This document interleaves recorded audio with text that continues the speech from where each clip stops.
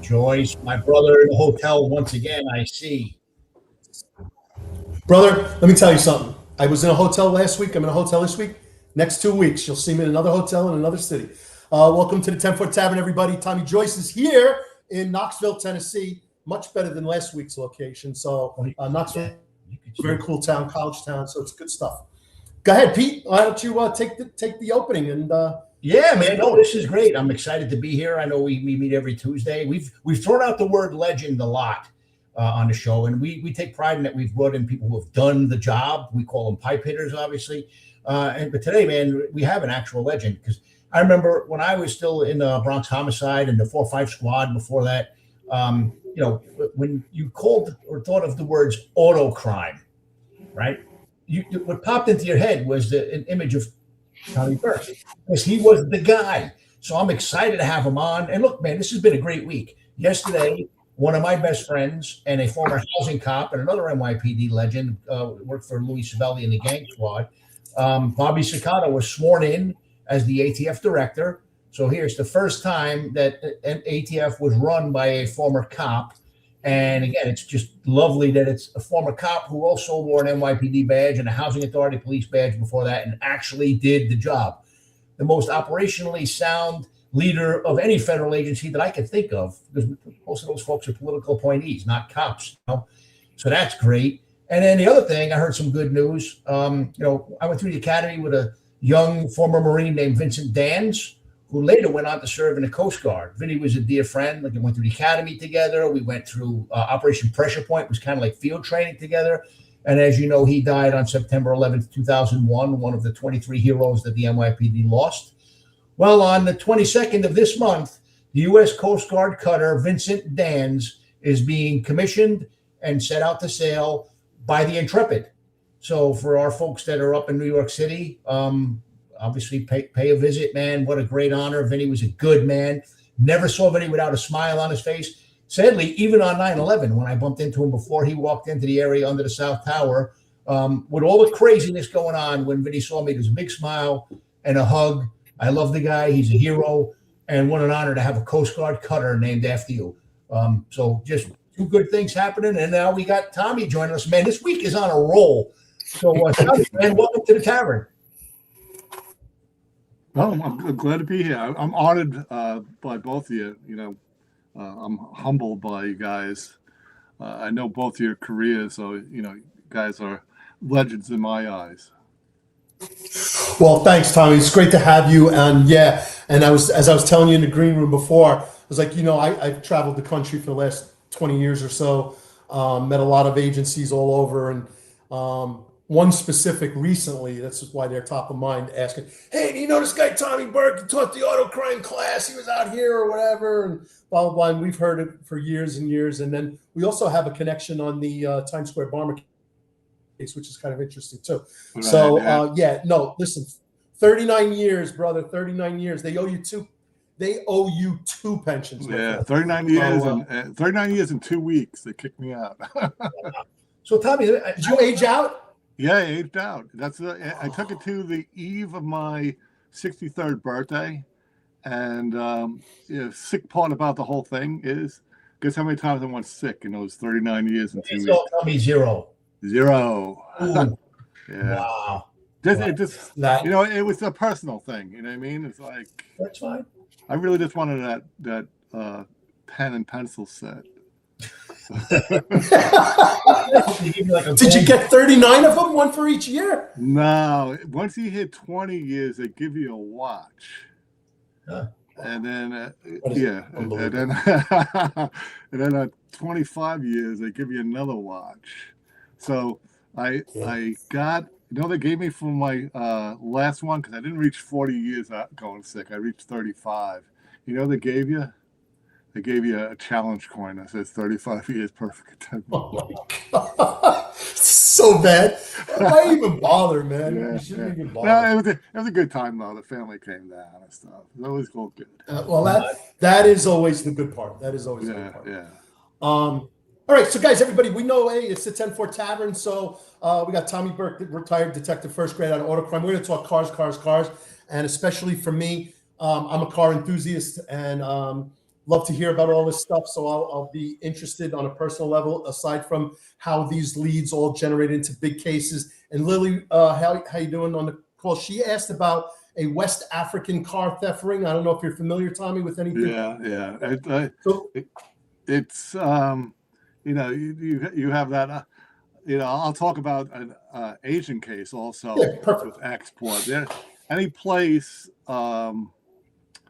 basically that doesn't really have a strong criminal justice system, they're going to steal cars and export them too. So Africa's a prime location. Once the wall fell in Germany, the old Russian states, a lot of export to there. So it's all over the place. So you can't just say, hey, listen, all the cars are going to Africa. They're going all over the place. Yeah. All right. Well, we'll get into that. We're going to start off with where you grew up and how you got on the job and how you got your way into auto crime, and how does one become the world's leading expert in auto crime and breaking down and turning these leads into cases getting solved, especially big ones and on the national stage as well. So, but it is the tavern, Pete. So what's going on? It's we are Cinco de Mayo, everybody, and it is completely past me, and as a result, I wasn't ready for it, man. I'll be honest with you. Maybe we have some Mexico-bound auto trafficking cases we can discuss. So who knows? But no, it's Cinco de Mayo. Happy Cinco de Mayo to my friends from the lovely country of Mexico and others that celebrate that. And I'm drinking Espolón tequila in honor of you folks and the lovely day. I didn't have tacos today, unfortunately. I planned on it, but Taco Tuesday. Yeah. My wife decided to go with chicken cutlets, which she made delicious chicken cutlets. But sticking with the tequila. Yeah, and I'm going H2O tonight. I worked all day. I had some meetings. I'm here in the depending on how I feel, I might have a nightcap on the way out, but I'm going H2O. But Tommy Burke is going big because we said either go big or go home. So he's going Wild Turkey 101. Good sip of whiskey. Yeah. Hey, Tommy, we got some great comments in the people acknowledging you. And then Not in the Squad took Tommy's class with another gentleman, great man. Tommy let me leave to go to a Garth Brooks concert. Yeah. So, and we got a whole bunch of people just chiming in here. I'd love to bring them all up, but we like to get into the conversations. Yeah, that's great. So that's how they remember me. Yeah. A whole bunch of really great comments here about seeing you up here. So, Tommy, where'd you grow up? And walk us through just your youth and then how you end up getting on the job. Well, I grew up in New Hyde Park. I went to the New Hyde Park Road School, New Hyde Park Memorial, and I always knew I wanted to become a cop. My oldest brother enlisted in the Army and became an MP during the Vietnam War, and then after that, when he left, he joined the Monterey County Sheriff, and he worked there for like 26 years.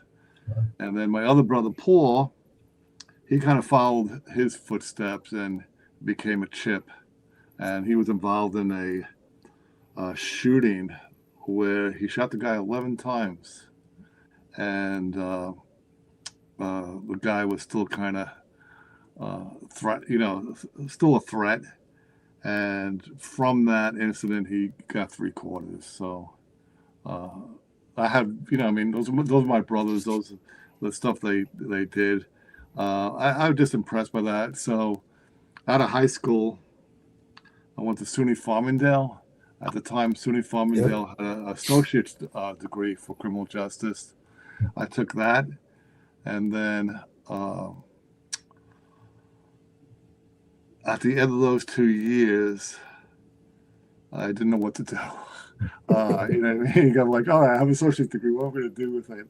So I went back to school. I went to John Jay. So in '79. So I used to take the subway into John Jay in '79. It was in the old shoe factory at the time. And got my bachelor's from there. And a year later, I took a bunch of tests. I scored 100 on the Nassau County test. Wow. But I got disqualified. NYPD picked me up. And said no problem, and that's how I got into NYPD. Nassau County had a thing where my jaw is broken, so they put there's like a metal plate on this side, a metal plate on that side to hold the jaw together, and Nassau County said that was a no-no. We have to disqualify you. And I was actually a cop at the time. I was, in NSU, and said, something. At that time, Nassau wasn't making as much money, and I said, so let me stay here. And I think it was a better move. That's pretty wild. I can't believe they disqualified you for that. Yeah, and it was a hard test. I got 100 on it. I was like, my list number was, because if you there was a few hundred, so it went in alphabetical order. So my list number was like number 3. Wow. Yeah, I know, crazy, right? Yeah. Well, they're lost. We're glad you stayed on our. What year did you get on, Tommy? Detective Nolan's February 3rd, 1984. 84. Yeah. Yeah. Okay. Class 44, 84, 44. Yep. And so NSU was Neighborhood Stabilization Unit. Which NSU were you in, Tom? 15, it was out of the 9-0, so we covered the 8-3, the 9-0, of course, and the 9-4. We covered Williamsburg when it was bad. Actually, I actually have a good story with that. Years later, they go to when I was in order crime. So you're talking about 20 years later. Right. So they had overtime. We get grants for do car stuff. And they said, "You want to make some overtime?" I go, "Yeah." So he goes, "All right.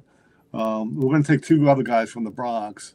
Why don't you guys go to Brooklyn and write some summonses?" All they wanted was C summonses for, repair shops, etc.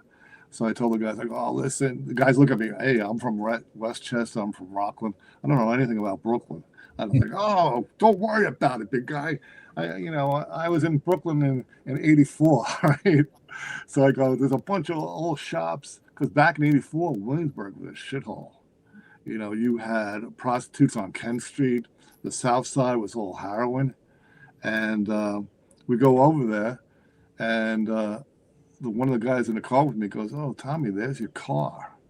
And I go, "What are you talking about?" He goes, "Didn't you have a Ford Torino like Starsky and Hutch?" And I go, "Yeah." And he goes, "There it is." So we get out, we're looking at the car, and the guy goes to me, "There's your other car." At the time, I had a '67 Mercury Cougar.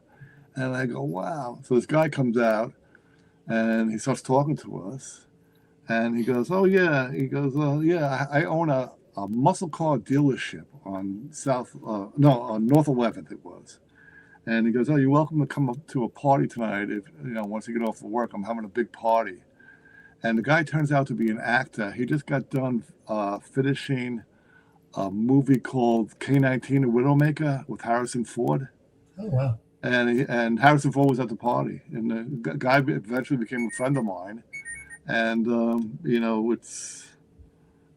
was weird that to kind of go back to a neighborhood now with gentrified and, everything expensive, and I was like, wow, it was, things really change through time. But Yeah, for sure. So, so you're in the neighborhood. Did you end up going to a precinct?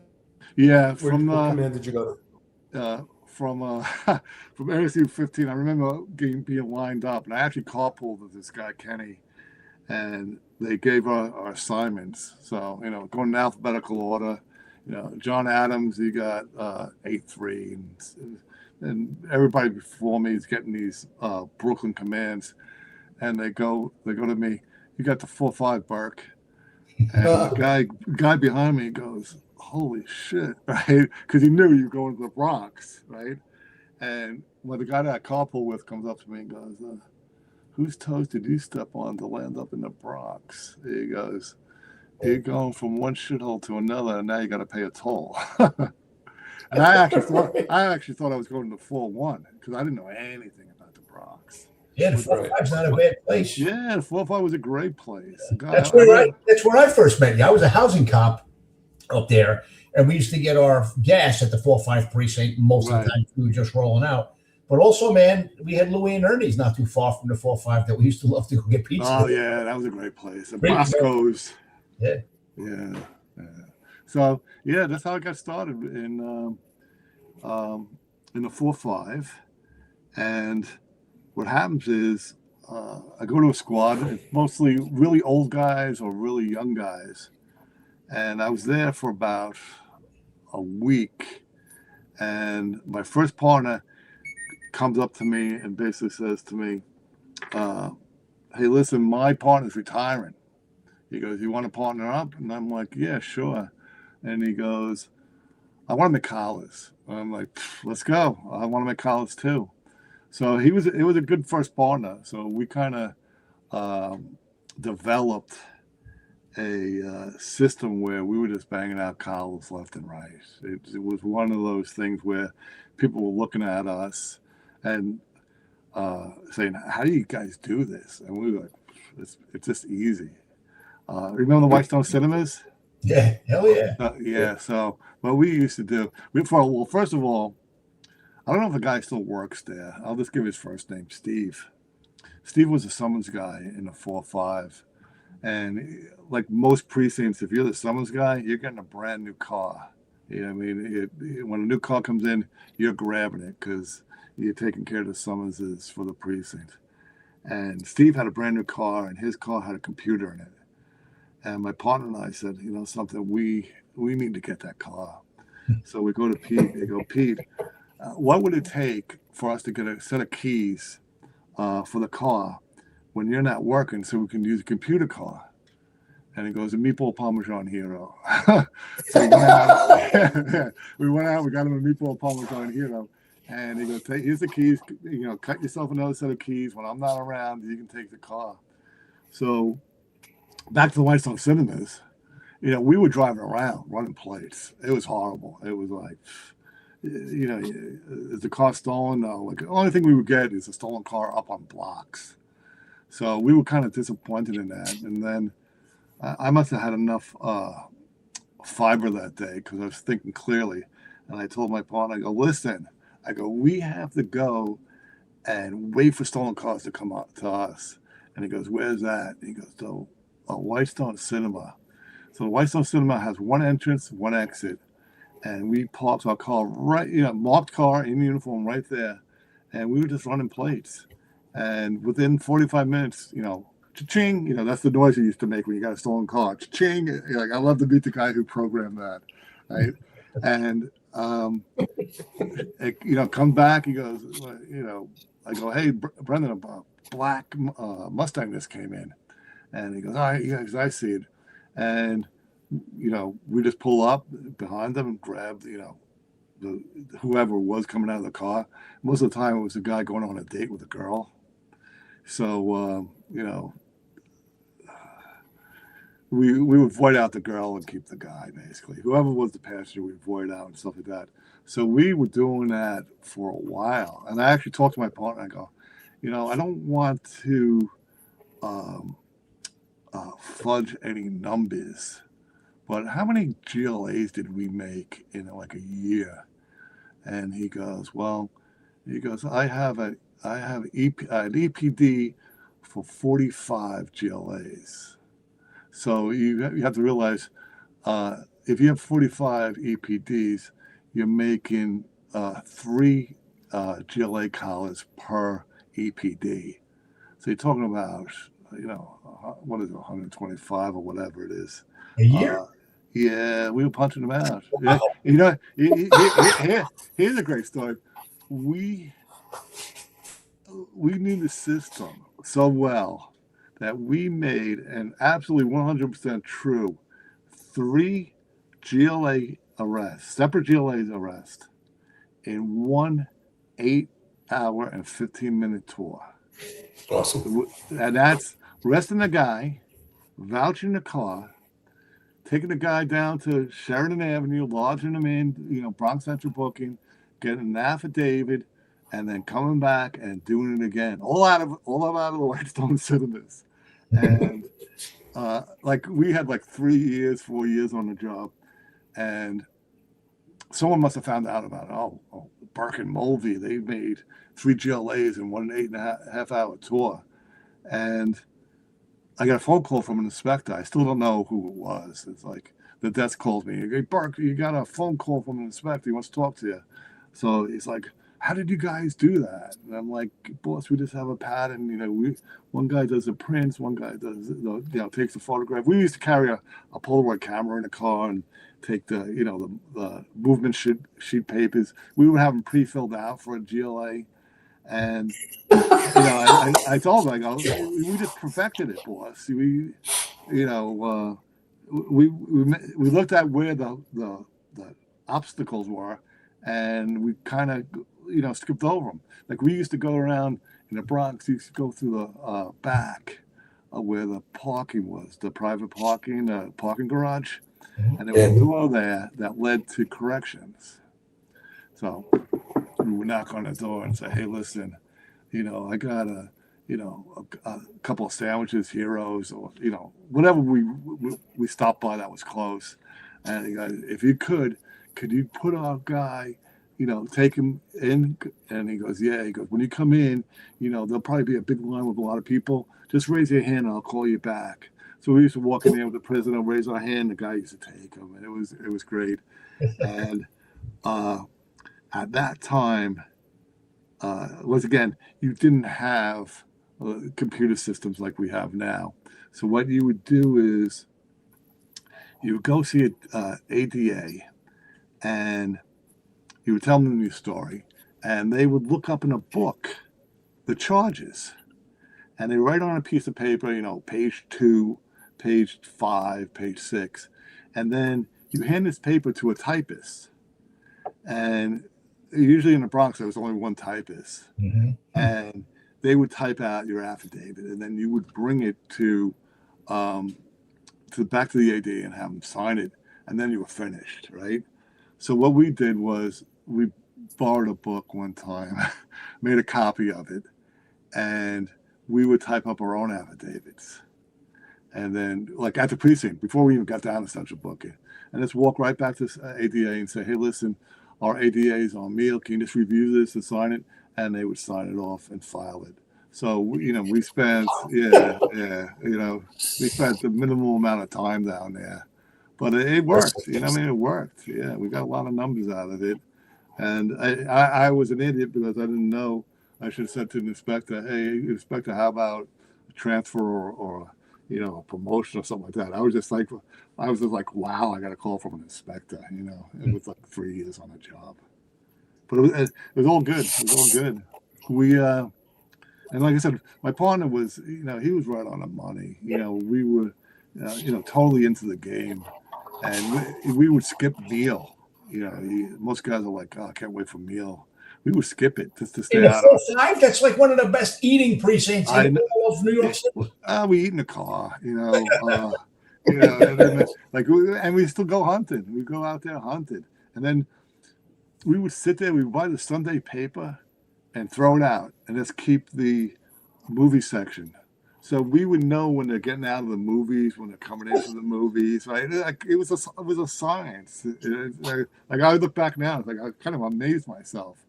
And then it was back in the 9-week chart where you did a week of day tours, a week of 4 to 12s, a week of day tours, then 2 more 4 to 12s. Those are the whiskey weeks. And then he did a midnight. So on the midnight, the movies were still open, so we were making collars. The 4 to 12s is the prime time. But on a day tour, that movie didn't start, it started like 2:30. You only had, how many people go to the 2:30 movie? So we actually figured out the best place to go on a day tour was to the motels. Because we said to ourselves, hey, listen, if you're going to take a date onto the movies, right? Where do you want to land up? You want to land up at the Whitestone Capri Motel. 555. I still remember the address. 555. And we call it around. We would actually, after roll call, run to a car, hop in it, and drive down to the Whitestone Capri Motel. Run every single plate in that parking lot. If we didn't get anything, then we'd go underneath the Whitestone Bridge. And at that time, it was Ferry Point Park, now golf course. And we looking to run plates, looking at cars and stuff like that. If we didn't get anything, then we would take the hutch all the way north to Connor Street. There was a hotel. I believe it's they redid it over there, but it was a Town and Country Motel. Well, my memory's coming back. I'm not going to see now. Town and Country Motel, and we used to do the same thing. And we would come out with a collar most of the time by doing our rounds. And if we didn't get one, we'd go poaching in the 4-7. By Tillotson Avenue. No, both of those hotels, Tommy, we had homicides in. Oh yeah. They were bad hotels, man. Some interesting things too. Yeah, I don't bet. So, Tommy, let me ask you a question. It sounds like you were probably into cars before you were on the job. If you were already owning a Torino and a Cougar. Yeah. So, so is the GLA becoming an expert in GLA because you're also pursuing cars and it just happened to be a coincidence, or was that like, no, I'm focusing on this, locked in? I never knew there was a GLA unit in NYPD for like the first 2 years of my career. Gotcha. And like, because you never see them, you never see these guys. Yeah. And once we started doing the movie theater, like people started copying us. You know, you have opposers. So one day we stopped a car, had and once again, like I said, just had a couple of years on, really was pretty naive in a lot of different things. Had like out-of-state plates on it. So I said, oh, we would never, I go, Brendan, what are these guys doing? I go, this isn't one of NYPD's cars. Let's stop the guy. We stopped them, and it turned out to be order crime. And I'm like, wow, order crime. That sounds interesting. So they were looking at what we were doing, like trying to copy it to make some numbers and stuff. Right. But yeah, when I was younger, I wanted to get a car for high school. So in Lake Success, they were opening up a Model Shoppers World, and it used to be Masters. There's a big sign in the window, looking for, help in rebuilding the new Model Shoppers World. Please apply within. Must be 18 years old. So I was 16, but I was tall. So I went in there and said, yeah, I'm 18 years old. And I changed my birthday. And I worked there for a couple of years until I was 18. But that was my first job, and I was working there all the time because we were doing demolition stuff. And with that money, I went out and bought myself a Starsky and Hutch car, a Ford Gran Torino. Gotcha. Yeah, so I was the third person in high school to have a car in 12th grade. So that was my kind of my start to really enjoying motor vehicles, and saw how many doors that opens up, like having that, being able to, cruise around in pretty decent cars. And then all my friends, I look, like one of my really good friends had a 70 Chevelle SS. Another guy had a AMC AMX. I really liked that car. Oh, not a popular vehicle. Yeah, I know. And even when I saw these cars, I knew they were fast cars, but I really didn't know the history of it. So once I got into NYPD, I got rid of that, and then I actually had in NSU. I actually had a '65 Nova with a nice car, 6-cylinder. But the problem with it was it had 180,000 miles. I paid a couple $100 for it. And the guys in NSU used to call me the crop duster because it used to leave a pillar of smoke at the back of it. But it was, like I said, I was always into cars. Yeah, that was a box Nova, right? The square one, 65. Yeah, right? square, yeah. And then the old Novas, the fenders would rust. It's one of the problems with it. They always rusted by the headlights. So whenever I drove, my headlights were like a wigwag. They would bounce back and forth. And one of the guys goes, he goes, what are you looking for, squirrels with those headlights? Because sometimes they would point straight up. But like I said, it got me back and forth to the 9-0. So So let me ask you something, Tommy. Going back to all of those GLAs that you and your partner were doing, any good capers come out of them? Guns, murderers, funny capers coming out of there. I mean, with those numbers, some stuff had to go sideways. A lot of guns. We get guns all the time. Thank God, like we never got hurt. But we get guns all the time. I actually developed one of my best informants based on those. I would lock this guy up almost every month. And and then like I would see him driving a stolen car, and I would yell at him. I go, "Don't run! I know who you are. I'll lock you up on no, I don't know." Right. So he would run. It was funny, but he became a very good informant. He was just a knucklehead, like all informants were. But if you panned, if you're panning gold, you get rid of all the crap. There's a couple of gold nuggets on the bottom. He was that way. Once you get through the bullshit, he was pretty good. He gave me some excellent cases. So Tommy, I know with auto crime, there's a lot of tricks to the trade. Back in those days, were you mostly just relying on cars reported stolen based on a license plate, or had you already learned about all the tricks, where to find like the confidential VINs and stuff like that, or is that stuff that you learned later on once you specialized in? I'm still learning. I'm on the board of the International Association of Auto Theft Investigators.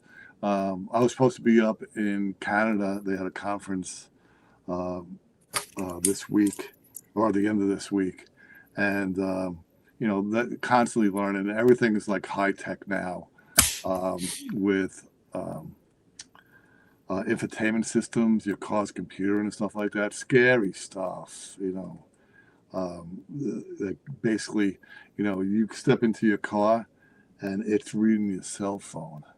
So all your pictures, all your text messages, all your emails are in the car's computer.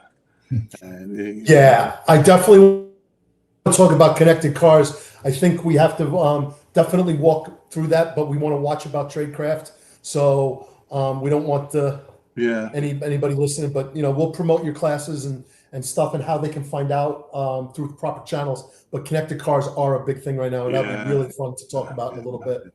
So, like you said, both the VIN numbers. Testified in court today. I almost didn't make it. I was like, oh God, if I call Pete and Tommy and tell them I'm running late, they're gonna kill me. You know what I mean? I'll be the horse's ass. But I just testified today on a VIN number on a homicide with a Toyota Highlander. But in the early days, Tommy, did you know those tricks in the early days, or did you slowly learn it as it went along? Or like how much, once you decided to specialize in auto crime, how much of a learning curve was there as opposed to like when you were a younger cop just learning it on the fly? Oh, it's like any place you work at, you have guys who show up, and then you have guys who are in the game. Mm-hmm. So I was lucky. I had people that were in the game and were curious with learning as much as they can with auto crime. I tell people this all the time. You look at a penal law book, and it's this thick. You look at VTL, it's that thick. So there's more VTL charges than there are penal law charges in New York State. And I just started learning this stuff, and once I took over the school, eventually I took over the auto crime school, it just opened up the floodgates to stuff I learned and stuff like that, because I was researching it. I'm not going to get in front of the school and say, hey, listen, this is this way, this is this way. So, I studied the VINs, and I studied, every facet of auto crime, especially with the International Association. And then I'm in another station, it's called New York Act, and it provides training and insurance fraud training. It's actually free for cops, so any cops out there, just NYACT, New York Act.org, and they list the training, and all you got to do is show up, list it in there, and register. So, you know, I'm kind What is it? NYACT? Yeah, New York Act. It's NYACT. It stands for the New York Anti-Car Theft and Insurance Fraud Association. Everybody in New York, I don't know if you know this, everybody in New York pays a surcharge to the insurance company of $10. And the state collects on an average, because I was on the board of this, the Motor Vehicle Theft and Insurance Fraud Fund with Chief Kenny. So I would drive Chief Kenny up to Albany, and we would sit on this board. And that $10 they collect every year turns out to be $300 million. And they use the money to put on law enforcement training. So New York Act is one of the recipients of this grant money, and they put free training for auto crime. And you know, auto crime would get a grant. Most of the DA's offices get a grant. Some other specialized units get a grant also from this. That's cool. So, Tommy, going back to the time in the 4-5, like I said, I know we crossed paths quite a few times back. Yeah, definitely. You know, you mentioned a few places. How about Co-op City and Throggs Neck Projects? How were they for stolen cars? Well, here's a good one. My first Christmas, like New Year's Eve, kind of a week. My partner, since he was the senior guy now, even though he had only a year more than me, like he would boss you around and you know, hey, listen, you know, do this, and I'm like, oh, you guys a year more than me. So I go, that doesn't work. I'm going to call you Sarge. So we used to call him Sarge, and by the time he retired, people called him Chief because we would promote him, right? So he always took Christmas off, Christmas and New Year's Eve. So there was one Spanish guy, nice guy. I liked him. I actually laughed at him. And I'll tell you a sidebar with him a little later on. But he goes to me, hey, Tommy, he goes, can I work with you? And yeah, there it is. There's New York Act. He goes, can I work with you? And, you know, when your partner's away, I go, yeah, absolutely. So we had to work, like I said, Christmas Eve on a midnight. So he goes, if I'm working Christmas Eve on a midnight, I'm working. So he goes, let's go down to Throggs Neck Projects. I want to write some summonses, right? Because you're going to always find an inspection or a registration expired. So he wanted to write a bunch of summonses. So we get down there. There's a large group on the corner. What is that? Shalai Avenue, I think. Shalai Avenue, yeah. Shalai, right? Shalai. Dixon. Those were the three streets that crossed. Yes, I think it was Shalai. So there's a large group of people on Shalai. And like I said, we're in uniform, moth car, we're pulling up. And I actually, Pete was driving. And I said, what's this? And he's like, I don't know. And then some guy comes running up to us and goes, oh, that guy's got a gun, right? So Pete floors the car towards the crowd. The crowd runs. The guy with the gun starts running. And Pete jumps out of the car. And he left it in drive. So I'm sitting in the passenger seat with this car driving down the sidewalk. And I'm leaning over, had a computer, and I remember like, oh God, I'm not gonna be able to do this. I'm leaning over the computer with one hand pressing the brake pedal and the other hand grabbing the shifter, trying to shove it in park. I get out, and my first thing that comes to mind is, where's Pete? I gotta find Pete, and I run and I see him kneeling down, and he's loading up his gun. And he goes, the guy fired at us. I go, did you shoot? He goes, yeah. And I go, all right, central, shots fired, a man with a gun.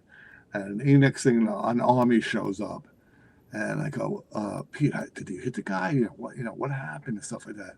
And he goes to me, I didn't have any bullets in my gun. Oh. So what he did was, and I remember them even saying this, oh no, you should take your gun out of the holster and take the bullets out and clean them. Don't leave them in there and stuff like so they rot, so the gun won't work. So that's what he did every night after the tour was to take the bullets out and clean them before he put it in his gun. And once they found out he was missing his bullets in his gun, they sent him to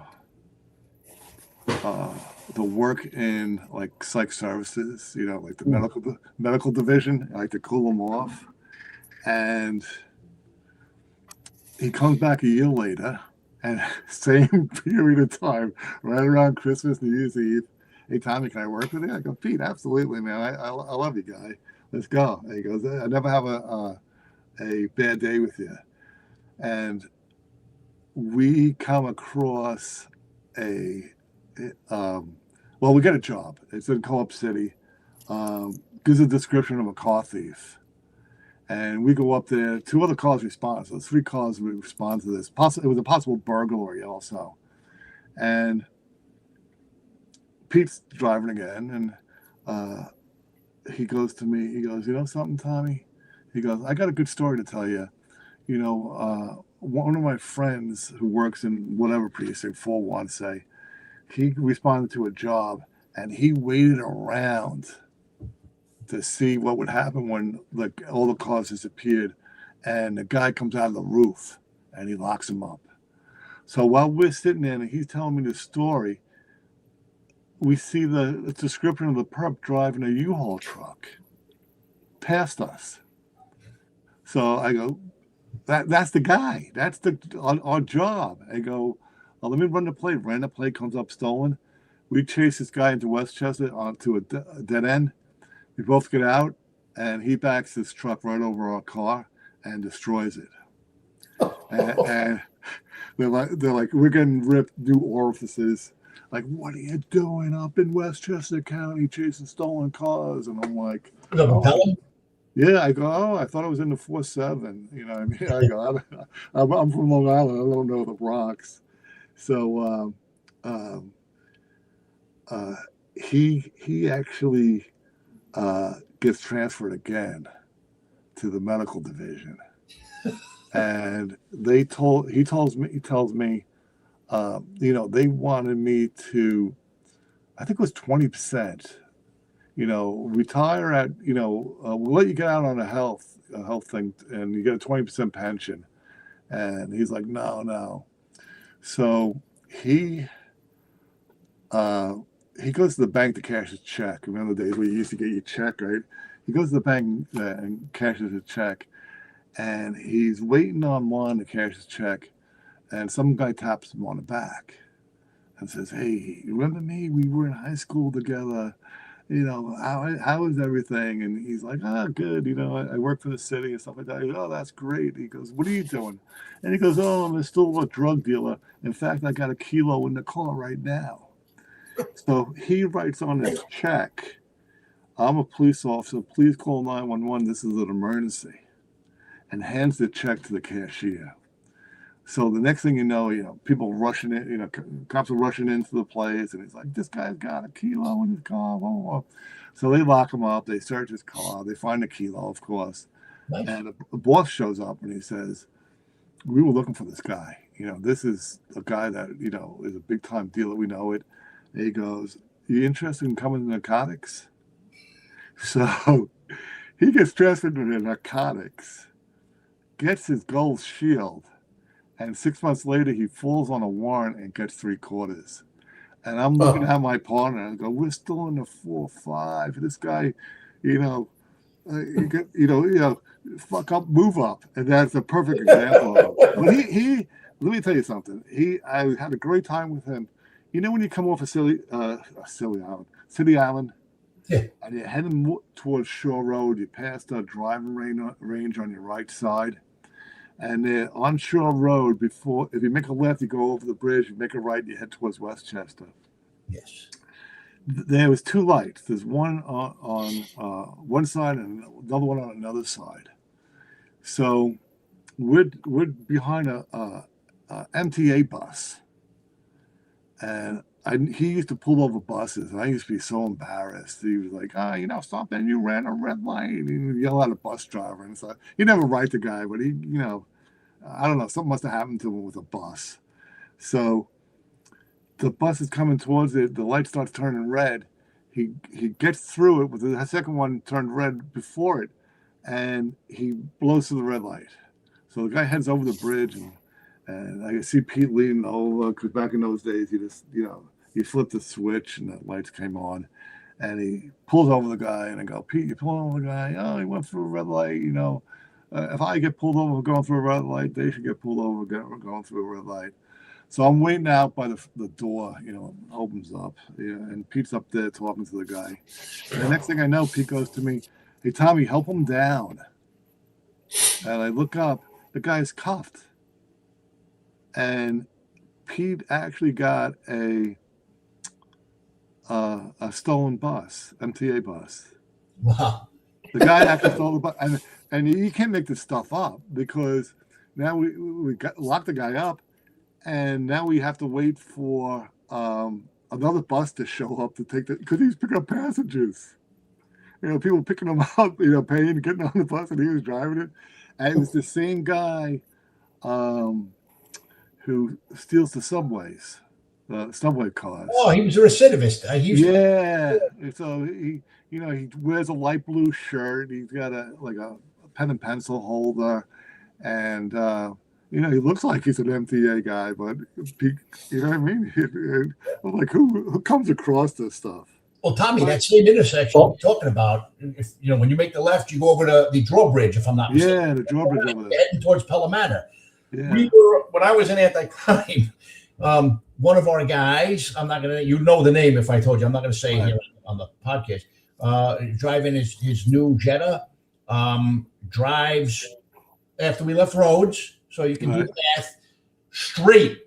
Now, if you remember what was straight ahead. The horse farm. The horse stables. He drove through the horse fence, and we leave after him, so we're pulling up the intersection, we see his car is in the mud with the horses around his car. What the fuck? He had a few already and missed the light entirely and drove straight into that little horse corral. Oh, that's funny. Yeah. None of the horses were injured in the making of that film. Oh, that's good. Good thing you didn't drive into the swamp over there. Yeah, that would have been another alternative. Yeah, they'd be finding his body 10 years from now. God forbid. All right, so Tommy, you get to OCCB first. You go to Narco eventually? I go to Manhattan North Narcotics. Actually talking to my old partner about it. We knew the CEO of, back then Vice was called PMD, because they were on the second floor or third floor of of the 4-5. So we knew the CEO. We did him a couple of favors. He's like, Burke, you and your partner, and by this time I had a different partner. He goes, you guys are going to Vice. He goes, I don't know if I can get you to the Bronx, but you're definitely going to Vice. Maybe we'll get Brooklyn or Queens. So we were one of the biggest classes for OCCB. I want to say 150 people they were bringing into OCCB. So they had us out at the barge by Manhattan South Narcotics over there. The prison barge was over there.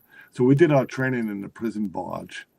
And on the last day, there's actually 3 of us from the 4-5 that got transferred to OCCB. On the last day, I get a buyout number. And I look at my partner and I was like, I'm going to narcotics. He goes, no, you're not. And I go, did you get a buyout number? Because, you don't get one in Vice. You can only get it in narcotics. So what happened was the third guy that came with us actually bumped me. He knew some inspector or whatever. So they bumped me out. But it actually worked out good for me. I love Manhattan North. They had a great crew of like my team. And everybody, their last name started with a B. Like I worked with Barbudo, Bettenhauser, Brown. So the boss used to call us, and we had Gus Mediotis as our boss. He used to call us the Killer Bees. Yeah. Gus is a great guy. Oh, yeah. He was, and you know, some, like I said, you go through this job and you learn stuff from different people. And what Gus told me was, you know, if you're going to do a case, you make sure you do it right.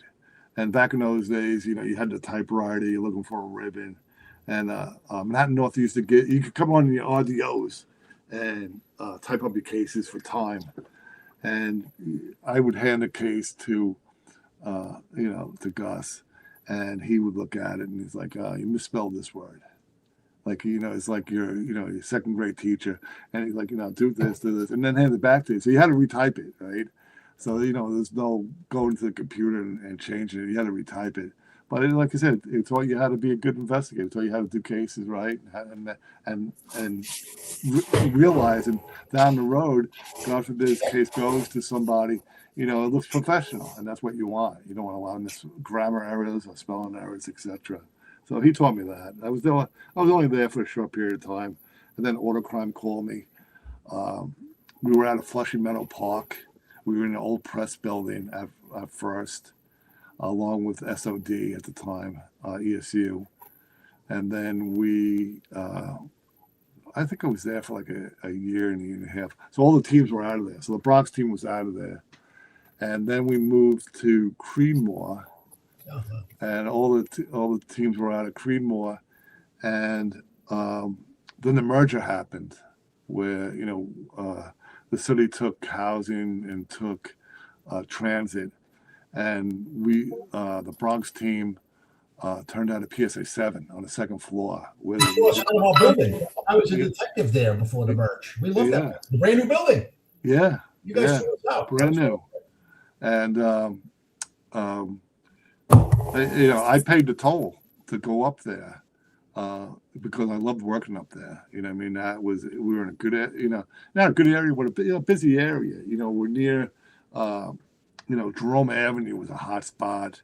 Mount Eden, a hot spot over there for, you know, Auto Crime. Used to go out and make a collar every single day. There was so much out there. Jerome Avenue is where all the chop shops were, right? Pretty much. Yeah, and we used to have programs. I don't know if they do them anymore.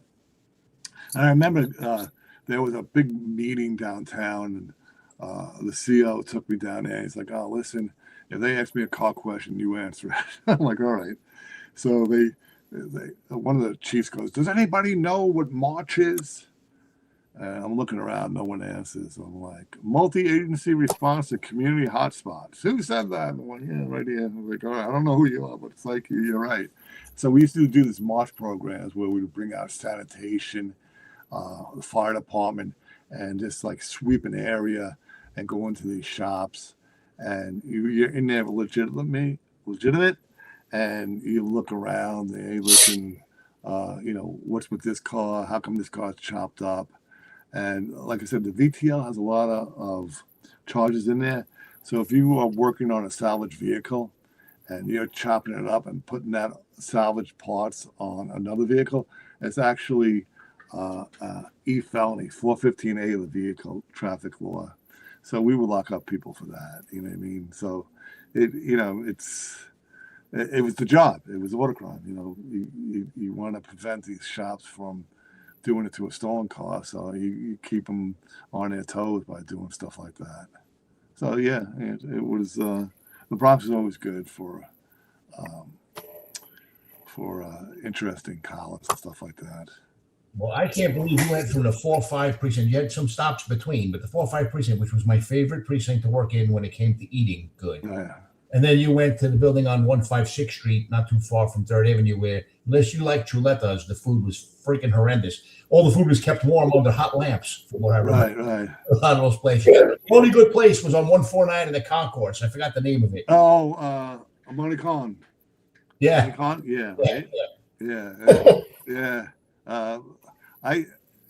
I laugh because I actually learned when I was in narcotics. We were in the Armory on 147th Street, and we used to go to this place, and you used to get a tray of spaghetti and meatballs for $4, and we would go in there. And I was watching the guy make the spaghetti. He made it in a frying pan, and that's how I cook my spaghetti now. It's like, hey, listen, it comes out a little different, but it's that's how I do it. I learned from that. You know. Well, I actually do. There's it's called assassinata for assassin, spaghetti assassin. Right. And what you do is you do it in a pan flat with a puree, and it just soaks in there, and then it dries up, and then you add more puree, and it's watered down, and then you do 6 cycles of it, and then you burn it on purpose. Right. It's called killing it. That's why they call it the assassin. Yeah. So it's out of it's a thing. So there's a lot of people. I know it might sound weird, but I know a lot. There's a lot of theories. Well, not theories, but approaches on using frying pan for making their pastas and everything. So it's interesting that you say that. We've made it a few times. Ten-Four Tavern can be a food. We're gonna bring in some culinary stuff and maybe have an offshoot, like a spin-off or something. And stuff. Yeah. We'll have a spin-off. So listen, Tommy, we're in an hour. Please like, subscribe, and share to the Finest Unfiltered, please. And then if you happen to get a hype button on the YouTube, also hit us there too as well. Great stuff. We're going to stay tuned, everybody, and keep listening to Tommy's stories, because there's 2 very, very big cases. The Times Square bomber and then the Leiby Kletzky homicide in Brooklyn, that you have to hear these cases and how they did it. But we'll talk a little bit more about auto crime and breaking down a VIN, and we've got some interesting stuff before that. So, Tommy, again, this is your show. So where do you want to take us from here? Let me talk about my major cases I had. Yeah, sure. So, all right, we can do that. So remember I was saying, hey, listen, in the 4-5, I developed a really good CI. This guy was my CI for years. I can't tell you. Whenever I locked him up, he goes, you got to give me something. I actually felt sorry for him. He's kind of like a drug addict. And like, you got to give me something, man. I go, I know you know stuff. You know people and stuff. So he goes, well, I know a guy who buys airbags. And you bring him the airbags, and he has a sign in his location. And he tells you how much he pays for them. So he brings in airbags. And he sells them. And he's like, yeah, I sold these 2 airbags. And I'm like, all right. So he's buying the airbags. And he goes, oh, just watch the place. So we're watching the place. We see people walking in garbage bags and stuff like that. And we get a undercover. So undercover goes in, and basically what the owner does is he takes the guy's airbag, and he sets it off. He blows it up. And he goes, I don't want these, get out of here. So we couldn't use the undercover. We had a female undercover go in, and she made a positive buy. So I went to the Bronx DA's office and I said, hey, listen, I have a guy who is buying stolen airbags. I go, if we sell him stolen airbags, can we get a search warrant? And he goes, well, we'll give you a search warrant for the airbags that you sold them. And I'm like, all right, then what are we charging them? And he goes, oh, we'll charge him grand larceny, but understand he will probably get knocked down, most likely get a petty larceny or an ACD, a German contemplating dismissal. So I'm like, I'm not using this like informant for a case that's going to be an ACD. So one of the guys I was working with goes, you should call the FBI and see if the FBI is interested. So I brought the CI down. The CI explained to the FBI what was going on. I walked out of there with a check from the FBI for $10,000. And they said to me, open up a drop box in New Jersey, contact the Jersey State Police, tell them that you're going to need somebody to pick up these airbags when I'm out here, and start buying the airbags.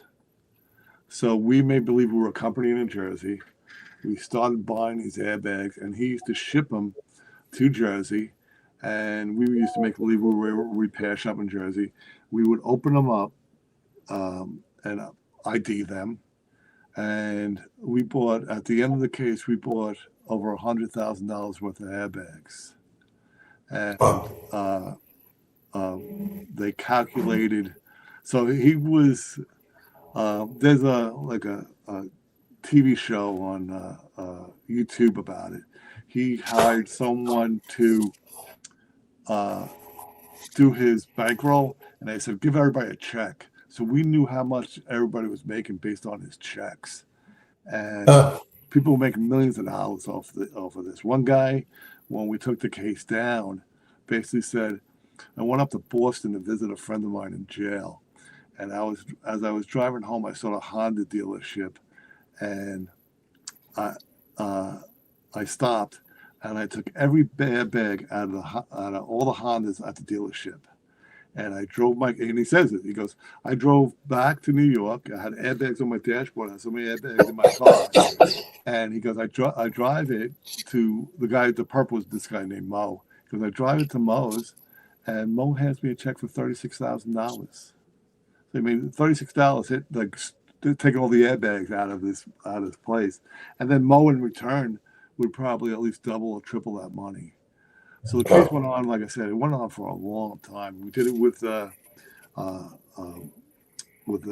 AUSA, and they just kept on going. You know, they wanted a bigger case on it, and you know, NYPD is like, you know, case is going on too long, take it down, and they wanted to keep on going for a while. So there was an agreement that we took it down, and eventually the guy went to jail. Doing 13 years. I actually felt bad because he never stole an airbag himself. He was just buying them. But I guess the money factor caused it, you know what I mean?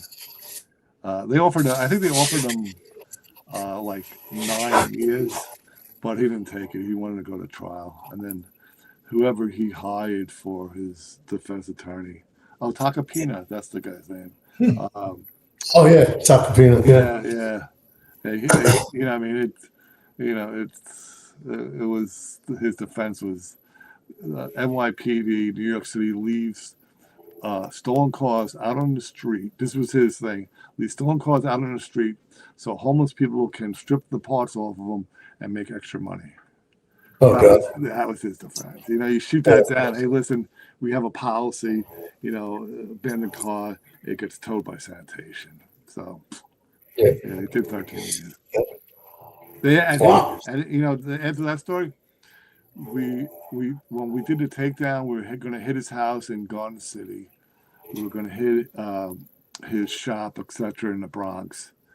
And the FBI has a plane that was following him from his shop in the Bronx to his house in Garden City. So they put him to bed on a Friday. We were going to hit him on a Monday morning early. We go to his house, and we're like knocking on the door, like just picture a whole field team that's going to, you know, execute a warrant in this guy's house. And he's semi-mobster, and no one's answering the door. People banging on the door. Hey, open up.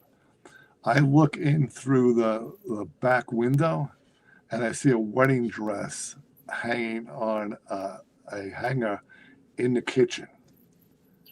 And I'm like, did this guy get married over the weekend? So we called his mother. I actually called his mother. And I said, hey, listen, you know, I'm Officer Burke from the Garden City Police Department. I'm at this address. We found this number. Are you related to the person that lives there? He goes, oh, yeah, that's my son. I go, can you come over here? Looks like we had a burglary. So she shows up, and now she sees all these cops here, and they're like, hey, listen, where is your son, and stuff like that. And she's like, oh, he's in Hawaii on his honeymoon. So the FBI went out there and locked him up on his honeymoon. He's like, oh, God, man, this guy can't win. Yeah, so, yeah. All right, so we got, why don't we do the VIN breakdown, and for anyone who's active or retired, you might recognize this, and then Tommy's got a little story behind it. Yeah. And then kind of walk us through a little bit of, without giving up too much on the auto crime stuff, and then we'll do the two big capers, and then we'll see where we're at. Does that sound good? Sounds good. Yeah. So let me bring up the let's see, where is it here? So we'll go through this. Share screen. Okay, sir. So we got a do it a little bigger. There you go. Here we go. Yeah, there we go. So this was a memo. Yeah, tell everybody what this is. It's a memo book insert. Well, at the time when police officers carried a memo book, now everything's on a cell phone. They had these inserts. There would be one for, how to speak phrases in Spanish. There'd be one for, codes, for, on the radio, etc. And then there was an auto identification one. So I got this, when I took over the school, I was reviewing all the paperwork. I wanted to make sure that the previous instructor didn't have anything that was not true. You know what I mean? It's, I'm not teaching somebody to go out there and then have a problem.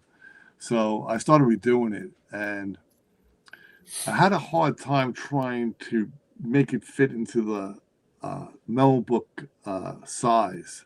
So a guy helping me. So he's helping me and goes, Tommy, you're putting a lot of work into this, and I go, I want to give people a cop out on the street enough information to kind of, if he's looking at a VIN number, to kind of figure it out, right? So, since 1981, a VIN number is basically a mathematical formula. Everything in a VIN number means something. So as I'm writing it out, I'm like, you want to know something? I'm going to encrypt this. So if you look at the VIN number where it says sample VIN and you go from left to right, the first position is the nation of origin. I made that a T, right? And then the second position is the manufacturer, right? I made that a J. And then the make, I made it a B. Those are my initials. So the next part, positions 4 to 8, that was my shield number as a cop, 16238. Then the check digit has to be something from 0 to 9 or an X-ray. I just put X there. And then the year, I made it a D. And the assembly plan, I made 1. That's my rank. D1, and then I made the last 6, my tax number. Tax number. Right. Yeah. So I hand this in, right? I do a 49. I hand this in. I give it to my boss, right? The boss is like, oh, great. I'll hand it in. 3 years later, I'm teaching the CIC course, auto crime part of it. And I walk out of it, and there's a captain there, and he goes, hey, Tommy, how's it going? I'm good. I go, good. I recognize him from the academy. And I go, can I help you with something? He goes, yeah, I want you to look at the recruits training, lesson plan, because we're updating it, and we want to make sure, nothing's out of date. So he shows it to me, and they're talking about Slim Jims and, slap hammers. And I'm like, that's old school stuff. You can get rid of that and stuff. And he hands me a 49. And he goes, what do you think of this 49? And the 49 was from OMAP. And it said, we're introducing a new auto identification memo book insert. Please hand these out to all new recruits. And he goes, what do you think of this new insert? I go, I love it. And he goes, you love it? And I go, yeah. He goes, because I wrote it. And he goes, no, it came from OMAP. It didn't come from Watercraft. And it came from me, boss. And I showed him, the breakdown of the VIN number. And he's like, oh, that's great. They actually made a challenge coin with that memo book insert. So the challenge coin's floating around with that memo book insert on it. Very cool. Yeah. So what, and then tell everybody like how the VIN numbers are not just like in the VIN plate in the windshield, but like how you can break down a car. And again, not going too far into it, but windows and different parts of the car, engine blocks, all that stuff. Depending on a car, there's VIN numbers all over the place. And, even now, you look at a VIN number, and that, like I said, it's a VIN number on your dashboard. Everyone is focused on that. But if you open up the door, your driver's side door, you actually see another one. It's on the street term for it was Fed sticker. I'll go look at the Fed sticker. The proper name for it is a Federal Safety Certification Certificate. And that sticker has a VIN number on it also. So there's various different locations of where the VIN number is, and knowing where you can find it and how to cross-reference it is invaluable. Can I talk about the Times? You want to pull up the Times Square bomber stuff? Yeah, if you want to do that one, we'll do that one. Let me put it into. Let me Yeah. do presentation mode. I am in there. I'm going to go there, and let's do this one. Here, share screen, and Times Square, and do that, and put it on the stage. Yeah. All right. So why don't you walk us through the Times Square bombing? So my CO at the time, great guy, always sent me on these missions that somebody called about, and it said, "Hey, listen, we need order crime." And he's like, "All right, I'll send my first grade detective. I'll send down there, my senior guy." So I used to get all these kind of weird jobs. So we showed up on the attempted bombing in Times Square, and boss goes to me, "Hey, pick one guy." And there was a guy, his name was Jay. Every time I called him and I said, "Hey, listen, I need you to come in," he would come in. So I knew if I called him, he would come in.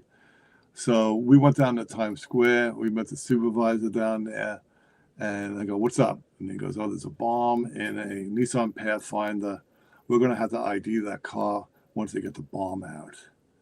So, this is the bomb squad on there with the, with the Nissan Pathfinder.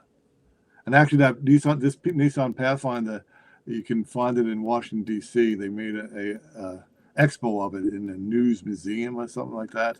So I had a phone call on that. "Hey, I'm walking through this. I'm in D.C. and I see your car, in a museum." So once the bomb squad gets out of it, Chief Polanski was the chief of detectives at the time, and basically said to my supervisor, "Hey, listen, take a look at this car, but do it quickly because we're putting it on a flatbed. We got to get it out of here. We got to open up Times Square as fast as possible. The mayor wants it open as fast as possible." So supervisor goes, "Definitely, I'll take a quick look at it. I'll get the VIN number for you, and we'll start, tracking it down." So he goes up to the vehicle, and if you go to, I think the next slide. Oh, this is an FBI photo. Yeah, there's the car. When he saw that explosion, the FBI duplicated the bomb at their bomb facility, Okay. and they estimated that thing went off in Times Square at that moment. It would have killed over 1,000 people. So that's what, if the bomb actually went off, that's what it would have looked like. So if I could pause for a second, let me just jump in here. So let me set it up a little bit. On May 1st, it was 2010, May 1st at Times Square. Right. 2 street vendors, and then Rob Lukash is calling out Mounted for calling it in. I think 2 street vendors saw it and then notified Mounted, and then they called it in, and this thing was smoking and it never detonated. Fazil Shahzad, Pakistani born, and then he was ultimately, through the investigation that Tommy's going to walk you through on his side, they were able to put some stuff together between the vehicle and the license plates, and they literally dragged him off of a plane at John F. Kennedy Airport. Yeah, I get that? okay. Right? So Okay. I'm sorry. So we get there. the supervisor goes, listen, you guys wait here. The chief wants me to take a quick look at it. And he takes a quick look at it, and he gets a VIN number from it. And we run the VIN number, comes back to a Nissan Pathfinder Gray. But he says, you know something? I had to spin it. And what spinning means is you run the VIN with a different sequential number to see if it comes back to the same vehicle. But the only problem with that is it always will come back to a Nissan Pathfinder. So you need a little bit more than that. So this is so they put the vehicle on a flatbed, and I go to the supervisor. We want to look at this car. I'm not going to go back to the base and say we didn't look at it. So this is actually in the forensic garage. This is after the FBI looked at it. They took off the back. They took off the door panels, took off the steering wheel, took off the hood. So they basically stripped this vehicle, anything they thought they can get a fingerprint from or some kind of DNA. And we get there, well, the FBI is just finishing up. And I go to the crime scene. I go, listen, can I take a quick look at it? We want to get the VIN number off of it. And the crime scene goes, listen, all you guys are going to do is find the registered owner. We're going to find the actual perp himself. So I said, all right, I'm going to sit on the chair. I'm still going to look at it. You tell me when you're ready for us to look at it. So about 6 hours later, they're like, hey, car's all yours. So if you look at it, you go to the next picture on it. So this is the interior. See, the steering wheel's missing from it. The next picture's good. So those are he used fireworks. Somebody, one of the bomb guys said, very similar to the bomb in the Boston Marathon. Same kind of technique they used. It just was like a detonator. So that's one of the fireworks that was used for the detonator. Yeah. You go on to the next one. So there's the clocks, cheap clocks that they use as a timer for the bomb. So this picture has Arabic writing on it. I talked to a Iranian cop, and I asked her, what does this say, right? And then I had another person say it meant something different. Well, she said it said "Made in China," and I go, "What?" And she goes, "If you go to a store in an Arab neighborhood, everything's in Arabic. So why wouldn't you have a sticker on that says "Made in China"?" And I'm like, you go to a bodega, everything's in Spanish. So they're going to say in Spanish, "Made in China" also. So I'm not 100%. My grammar school Arabic, it's a little rusty. But I had another guy say, it says Allah Akbar. But I'm not, like I said, I'll never know unless I could have somebody like a professional look at it. So that was on the timers. Then the next one. So the VIN number on the dashboard, you actually see the rivets. The rivets still left there. He popped it off. He popped the VIN number off of it. He didn't want to identify it. And this guy was smart, because I'll show you what the next slide he does. So like I said, you see the rivets. You actually see part of the VIN number that he left there. He pried that thing up in a hurry. Yeah, you can see the rivet here. Yeah. So this is what I was speaking about before, the Federal Safety Certification label. It's embedded in that label. So he ripped off the barcode, and he actually ripped off the numbers. So he was smart enough to know that. This is like auto crime school 101. You look at the VIN number, you don't like it, you can move to this location right here. So he defaced that. So if you look at the Nissan Pathfinder, and I used to lock these up all the time. This was one of the, back in the 90s, one of the top cars being stolen, Nissan Pathfinder. It's very easy to steal. So one of the ways that we used to ID it was the body plate. So what you're looking at the engine compartment, the upper part of it with 3 holes. That's the support bracket for the hood. And right underneath that, you actually see the outline of it and a hole of the rivet that he popped out. There was an aluminum plate. It's called a body plate. It gives information about the vehicle, and on that plate was a VIN number also. So you took that out too, Tommy? Yeah, he took that out. Believe that? Like that's what amazed me. This guy was trained. Yeah. So what happens is every vehicle out there has what's called a police VIN or a confidential VIN. This one has it on the frame, and you can Google it and it will tell you where it is. So there's no big secret here. So this has not that confidential. What's that? It's not that confidential. It's not that confidential. A lot of confidential VIN numbers are on the line. So this one has a confidential VIN number. It's stamped onto the frame. And this is what the supervisor looked at. And I realized the difficulty he had with it because the last part of it was all rusted. So I was with actually a new guy to the unit. And I'm like, yeah, let me show you how this is done. So I asked the crime scene guys, he goes, you guys have any acid, even if it's battery acid? And he goes, no, we don't have that stuff here.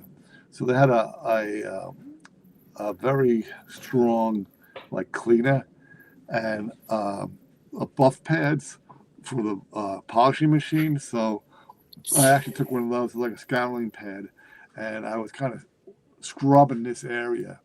So the guy I asked to come with me, this guy Jay goes, I'm going to go through the engine number. So as I'm getting the engine number, as he's getting the engine number, I'm looking at the VIN here. And he gets to the engine number. You have to call up to get a cross-reference. He comes back with the VIN number. And he says, hey, Tommy, I got 1, 2, 3 as the last 3 numbers of the VIN. And I go, that's what's on the frame. I go, it's 1, 2, 3. I go, the supervisor got the wrong number. And, Tommy, the story from there is we made a phone call and basically said, hey, listen, this call comes back to a guy in Connecticut. You better send somebody up there and, find out what's going on. And I think it was the FBI, right? They went up there, talked to the guy who sold the car and said, hey, listen, the guy that bought the car lives in this apartment. They breached the door. They find information, and as you said, Tommy, he was on I believe it was the 3rd plane on the tarmac, ready to fly out to Yemen. So you look in hindsight and say, something, you're talking about 5-10 minutes more, and he would have been gone. So time is important in every case. How quickly you gather evidence and run with it. But like I said, we got the guy. There's the engine number on it. And then the license plates were, I believe he had stolen them from a pickup truck. Yeah, he took them off a pickup that was up there, right, from the other guy. That was like he lived 2 blocks away from him. Yeah. And then they went to the license plate and the owner, and they said, where's your, what happened? He's like, yeah, my license plates were stolen a couple of weeks ago. And I reported him and he did the right thing. He was just an old guy with a pickup truck. So they knew the area. And then I think there was another lead in the Connecticut area, and that's how they hit that house. And you guys had pointed to that. And then once they got there, and then they got the guy off the plane. So that's just great work, man. Really great work. Everything fell into place. It's kind of amazing that you got him before he got away. Yeah, there he is right there. Nice. Yep. So really crazy case. 2010. Man, I can't believe it's 16 years ago already. Oh God, time flies. Wow. So okay, so you got that case, big one. And then there's another one that you're very well known for. Yeah, Leiby Kletzky. So, let me get this one off the screen. Cancel. Let me remove this. Okay. Yeah. Yeah, so go ahead. You want to walk us through this one? Tell us what happened. I was actually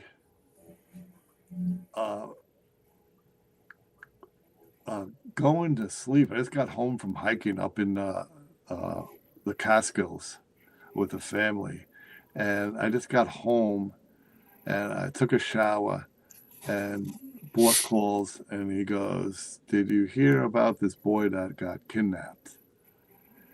And I go, yeah, just a little bit on on the news, on the radio, but I don't know too much about it.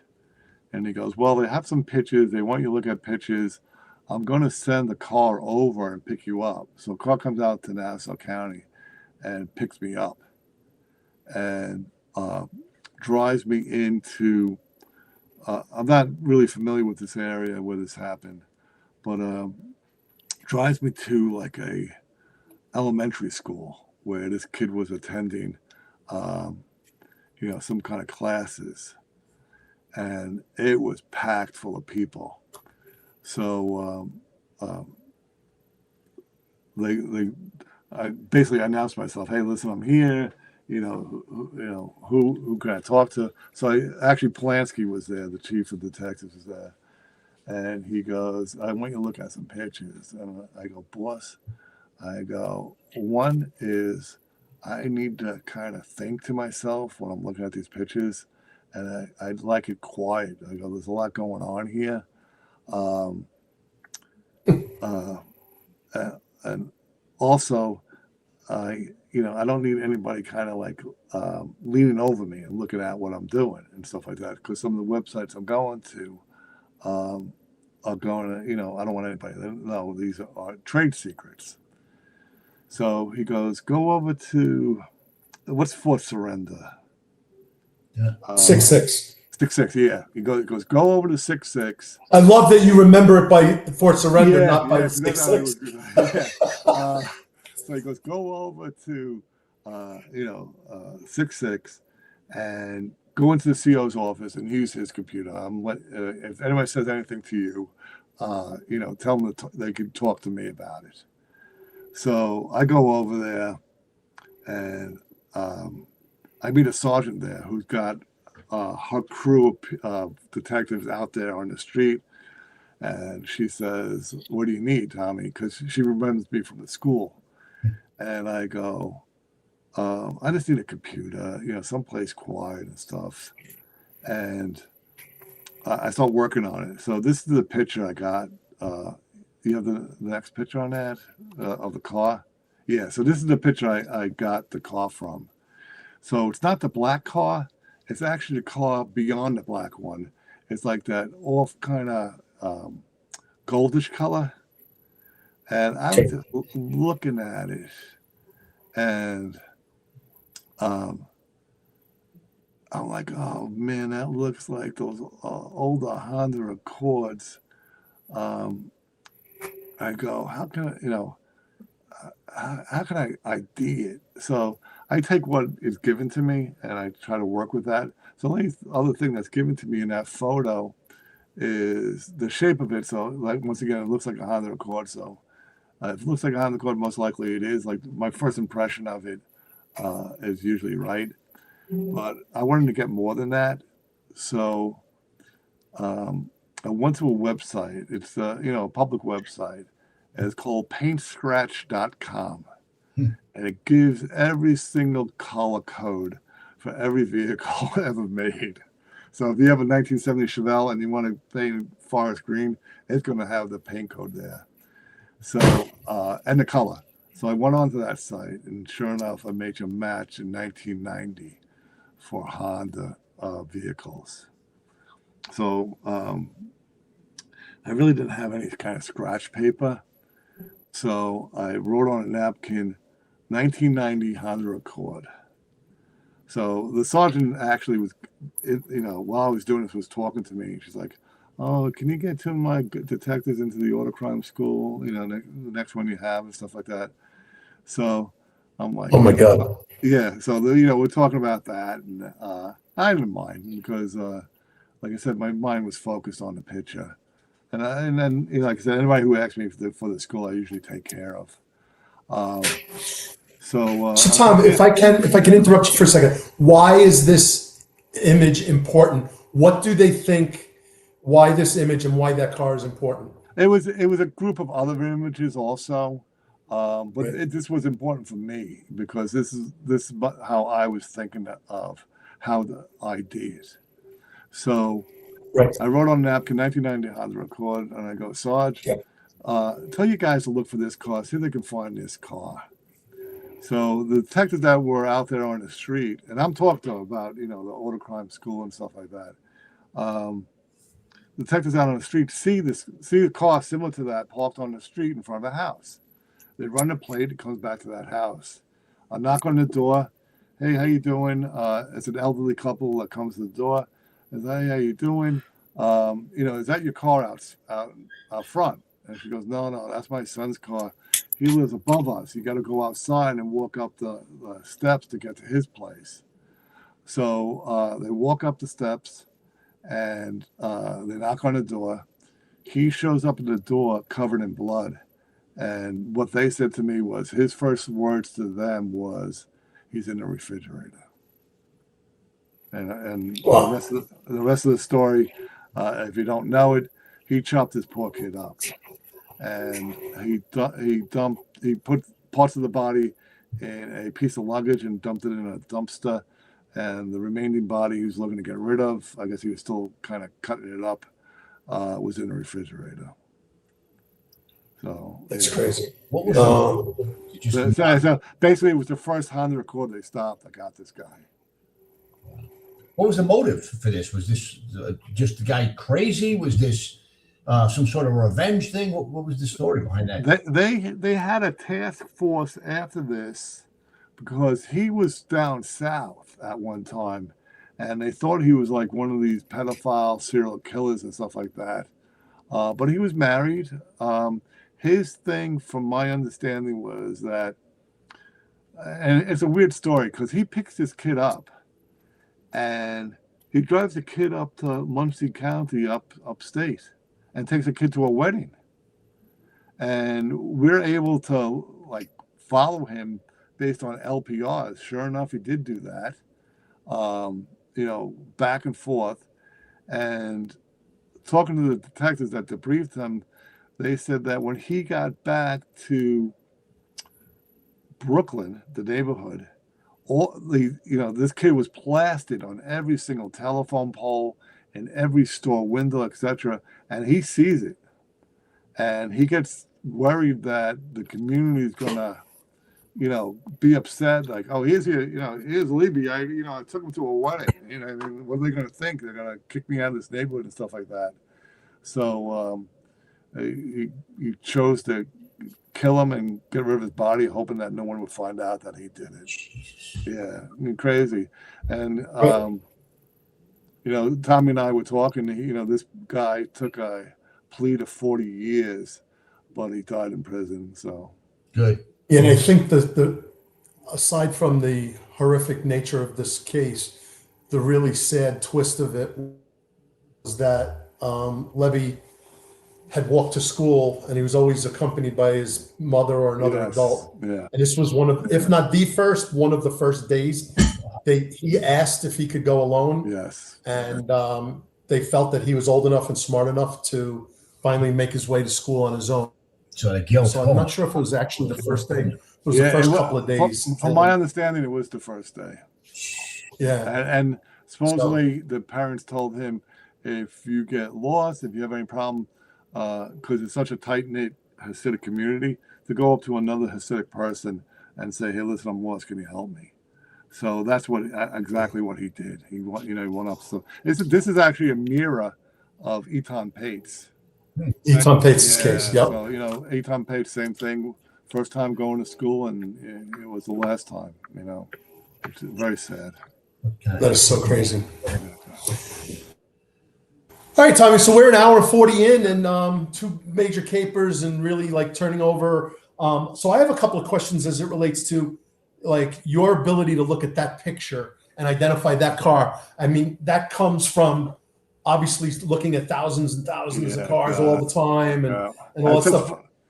but there's a science behind it too, because you look at the shape of the lights and the tail lights and the marker lights and all of these things together.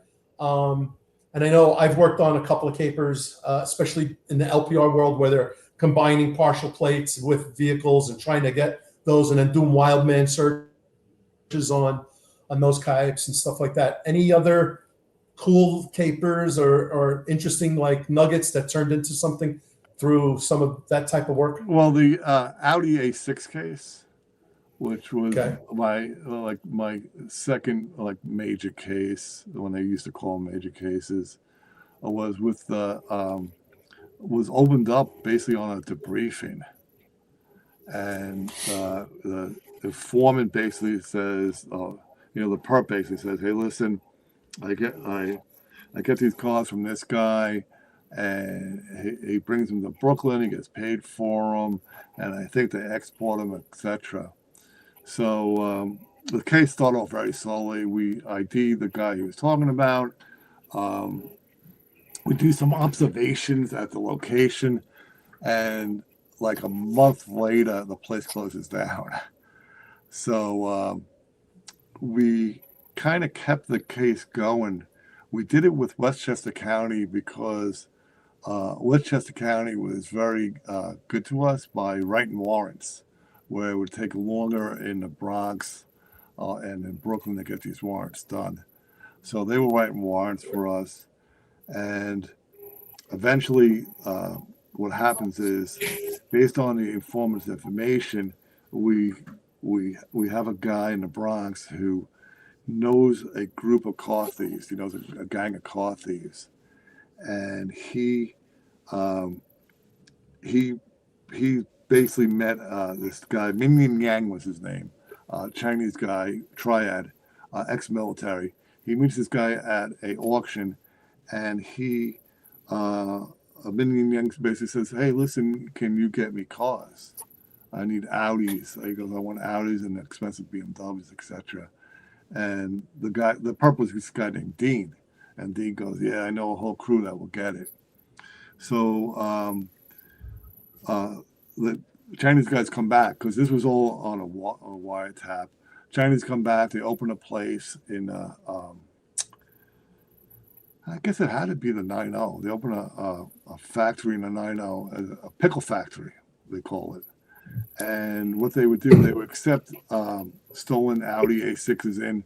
They would do it by order. They want a certain color. They don't want too much damage. And what they would do is they would pay the perp, stole it, $5,000 for a car. So they were paying good money for these cars. That's a lot of money. Yeah, it's a lot. Wow. Yeah, and it's funny because the main guy who would tell the other steel crew, "Hey, listen, you got to wait outside. I'm the only one they trust to bring it in," and then he would come out and give them $500 and keep the other $4,500. Exactly. You gotta love them. You gotta love them. Yeah, well, they're entrepreneurs, but like that's what Roy DeMeo was doing when he was running his auto crime crew. They were paying those kids almost nothing. Yeah. So $5,000 it's nice money. It's good. Nice money. And usually it wasn't one car, usually at least 3 cars they would bring in there. So yeah. I know we're a little pressed for time, so I'll speed up the story. So we got surveillance, we had wiretaps. We did a sneak and peek warrant where we broke into the place and we put cameras inside. And we were just amazed by how many cars they were stealing. And they would pack them into containers. The place was big enough for a container to be driven into there. And inside they built garages. So if you walked in there, the cars weren't out and open. They were in garages. They would only bring them out and put them in a container pretty quick. They built cages. And they would take the containers over to New Jersey and then by rail bring them out to California. And then from California, they would put on a ship that went to Korea first. And then in between Korea and China, these cars would be taken off. Like I said, it was the triad, so they had the contacts for that. And it was kind of amazing by how the whole network operated. The Steel crew came up with ingenious ideas to steal cars, whether it was a computer swap or most of the times you would see them with the keys for the car. And what they did was they came in like a week before and said, "Hey, listen, this car in the showroom, I'd like to take it for a test ride." And they would watch the dealer go to the key booth, and then they would break in with like 5 guys and grab the keys and steal the cars. So that case ran on. We were building a case where we wanted to know who was receiving it in China. We were building like an international case. But the Steel crew goes back to a garage in Manhattan that they hit a year prior, exact date. They actually made the papers, and it said Groundhog Day. A Manhattan garage gets hit again on a year later from the first time, and 5 high-end cars are stolen. What it was one of the main Steel guys, this guy Mario, worked as a doorman next to this parking garage, and asked the guy, "How would you like to make $500? Let me grab a couple of cars. I'll punch you in the face, tape you up, and throw you in a trunk. You're making $2,000, and just tell people you got robbed." So he did that the first time. He does it the second time. But Mario and his crew, they were in such a rush to get rid of the cars. They usually let them sit and see if they get recovered. If it has some kind of GPS unit or electronics they don't know about. And the crew was such a rush that they brought in a LoJack car.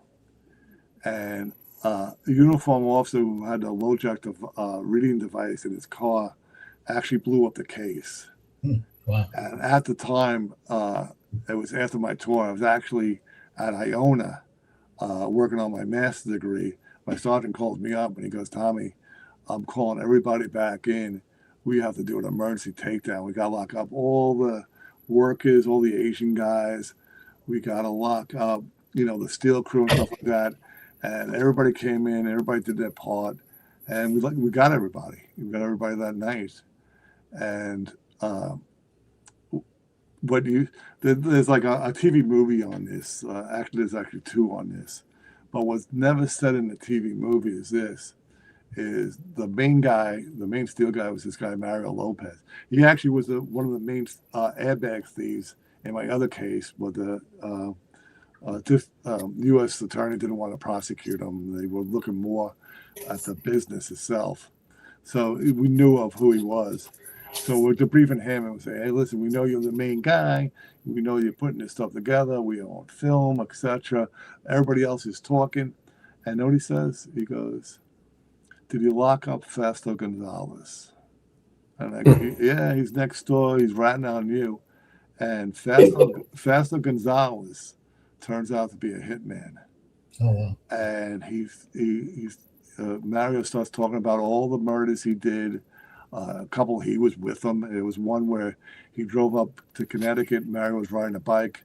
Fausto was sitting in the back of it, and they pull up to a guy at a red light, blast him, shoot him, and then they drive away. And then Fausto goes, "Oh, I think he's still alive. Go back." And they went back and they shot him again.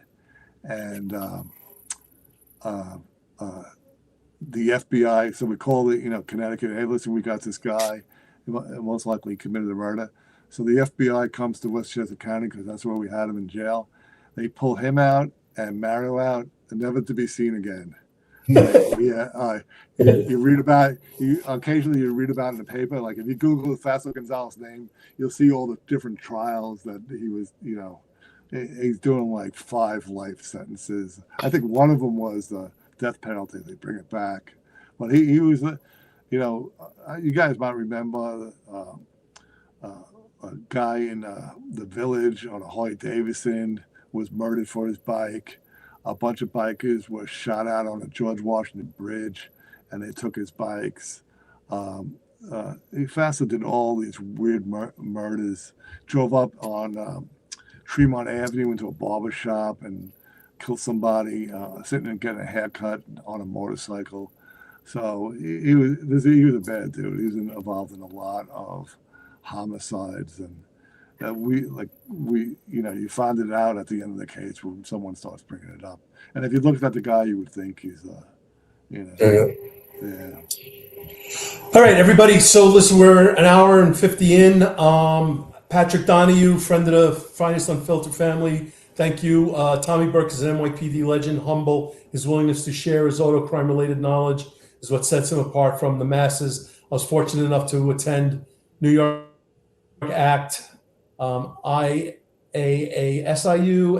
and NYSSIU conferences with Tommy. So shout out. Thank you for the super chat. And then there's another question real quick from someone asking, Will Ticket, he was asking if you ever were at a car show and you identified a stolen car at a car show. Oh, yeah. Does that sound familiar? God. Oh, that's funny. I forgot about that. There's another call in. Detective from the 114 called me up. Hey, listen, my buddy's at the motorcycle show. I forgot all about this case. That was another great case. He's at the motorcycle show. He sees his stolen motorcycle. So, hey, boss, can I go in? A detective on 114. Guy at the motorcycle show says, he goes, yeah, go in. You only can take time, Tommy. He goes, you sure you want to go in? It was a blizzard going on. So I went in by myself. I met the guy. Guy's name was Steve. And he goes, I own a Borgette motorcycle shop in Woodbury, New York. And I had 3 of my bikes stolen from me. And I see one of them at the show. And the thing was on a turnstile. And so I go, all right, get me the title. So you still have the title? He goes, yeah, I have the title. He goes, I lost over 300. He goes, each one of these bikes are over 100,000. When I got stolen, I lost over $300,000. I didn't have insurance on it. Like, I didn't insure it. They were in the shop. Like, if they were stolen from the shop, I would make the money. But I took them on a motorcycle show, and they got stolen at the show. So, God. So I go, get me the information, because if I go to this guy, he's going to be pissed off that I'm taking his $100,000 motorcycle. I got to be able to prove to him that's yours. So he goes and gets it. I go up to the venue where they're displaying his bike, and I actually know it was Bay Cycles of the Bronx. It was across from the 49 precinct over there, and I knew the guy. He was kind of shady, and I said to him, "Hey, John, can I look at that motorcycle you have on the turnstile?" And he said to me, "That ain't my bike." So I knew right away that it was stolen. He why give an alibi when I'm asking you, if I could take a look at it?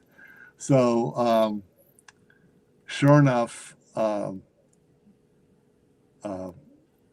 have enough probable cause to take the bike, and this is where the VIN comes into place.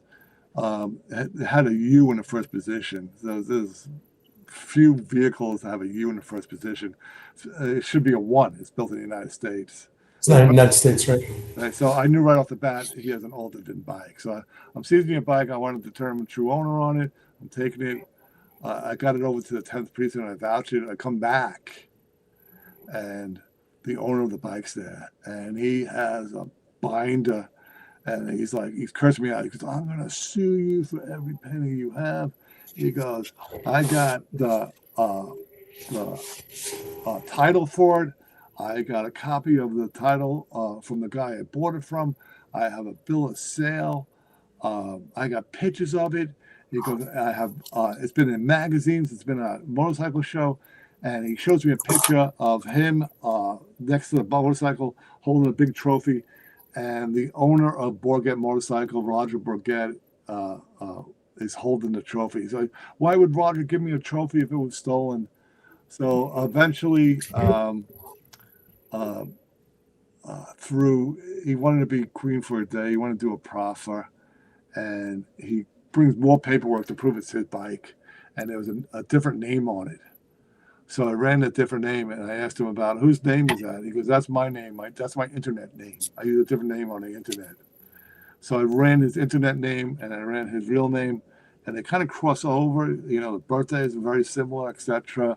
Address are very similar, and I ran in through the National Insurance Crime Database, and one name had an accident, and he collected insurance money. The other name had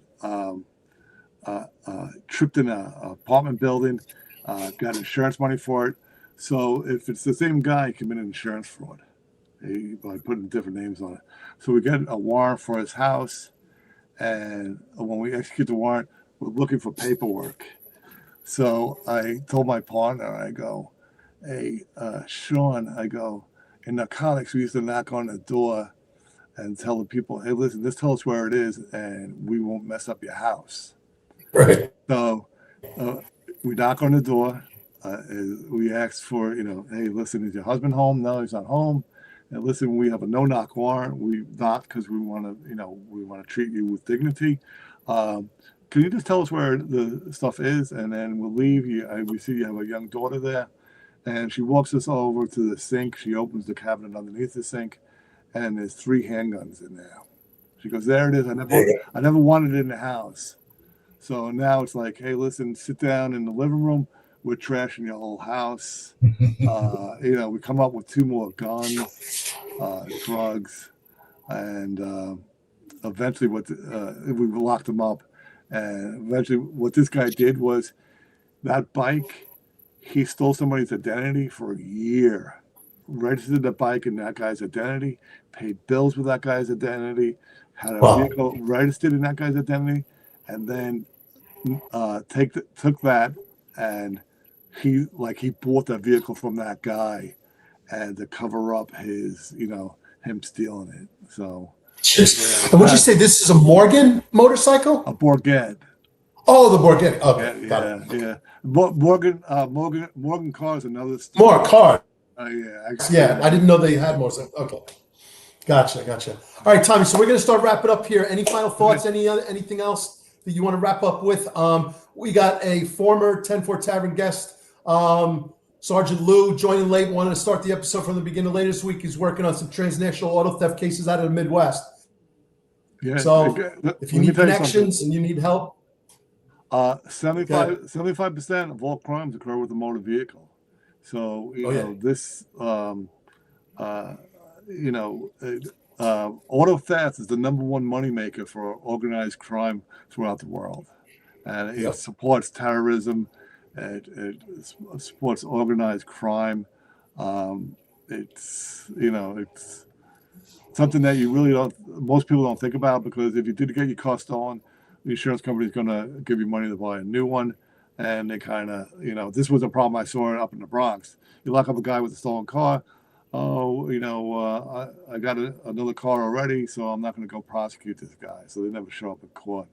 So kind of same thinking is a lot of this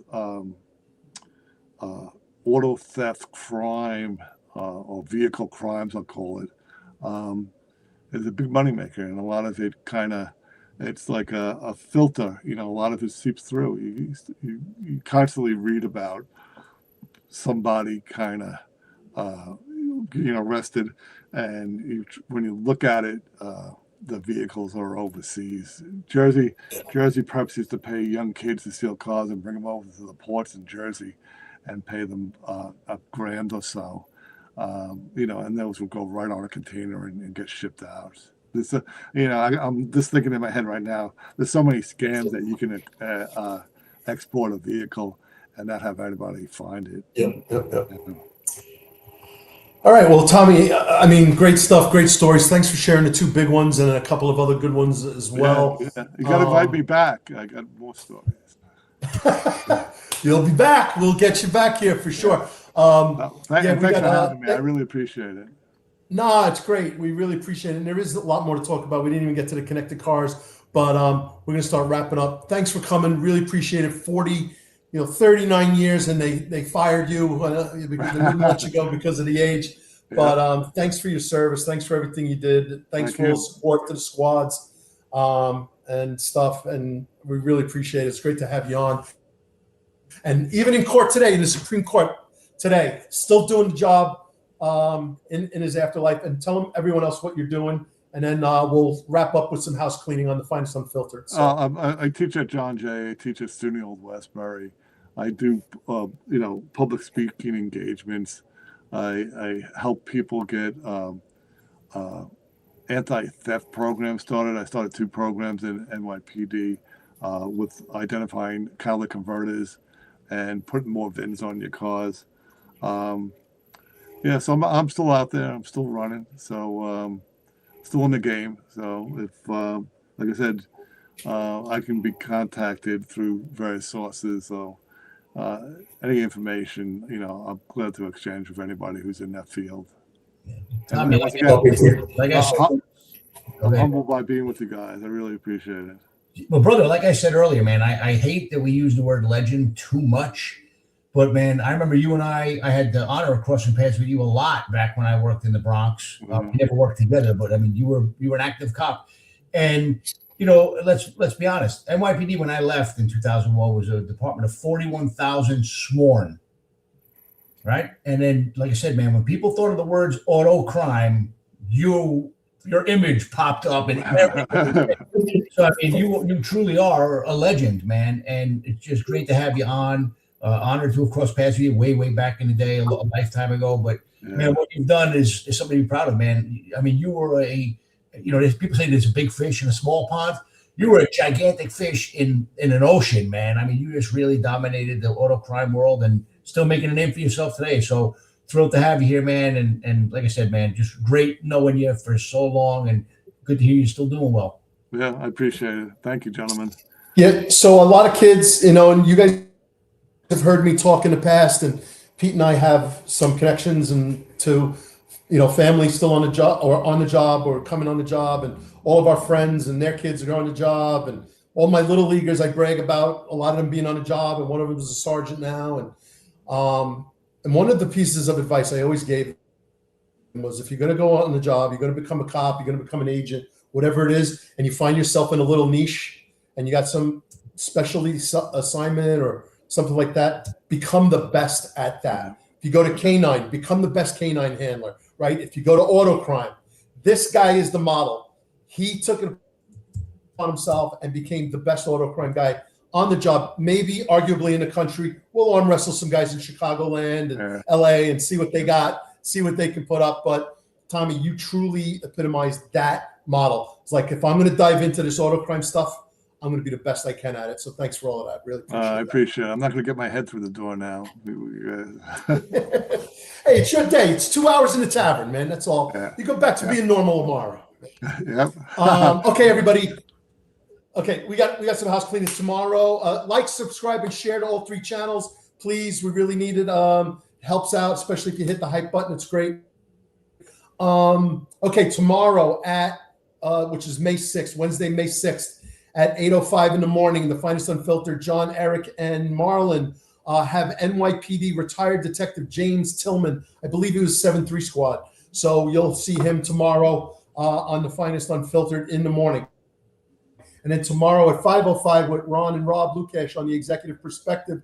They got a couple of topics. So I'm not going to read the whole thing, but we have a uniformed NYPD executive talking about the mayor, and he's quoted as saying he's expendable. So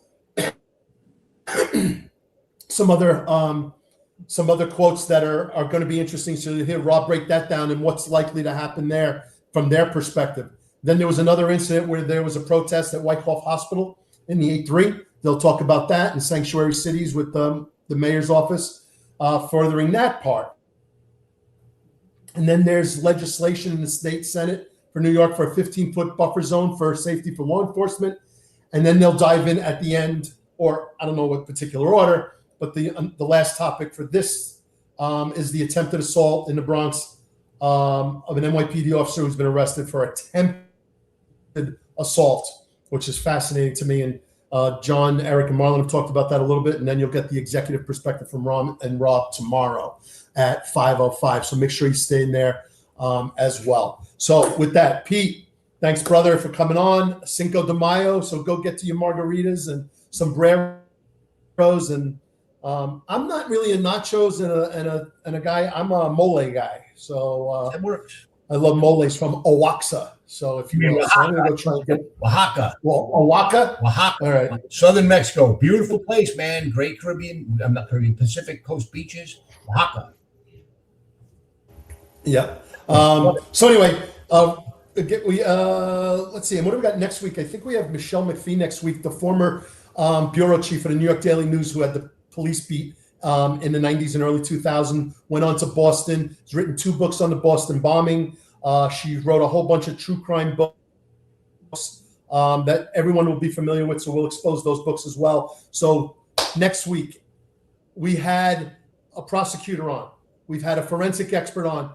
Next week, we're going to have the New York Daily News police bureau chief, a reporter. So from her perspective, next week, Michelle McPhee. Everybody really appreciate it. Thanks for coming on. Please be safe out there. Pete, this is you. It is the tavern, but please drink responsibly, and then you know what to do, and then we'll wrap it up. Yeah, man. Hey, if you're in a bad place, it's okay to not be okay. It's not okay not to do something about it. You know, and we all see things that are hard to unsee. So if you need help, get some help, man. Don't sit in a dark place. Yep. All right, everybody. Nolan, I think Anamone's the 19th, Tuesday the 19th. So appreciate everybody. Thank you, Patrick Donahue. Great podcast. Enjoy the drinks. Again, I did an Uber today. I got an Uber tomorrow. And then, I might grab a nightcap, see what's going on in the only full service Marriotts, by the way. No Fairfields, no Courtyards. So we'll see what's going on in the lobby bar, you know? Go ahead, brother. Enjoy. God bless. All right. God bless everybody. Stay safe out there.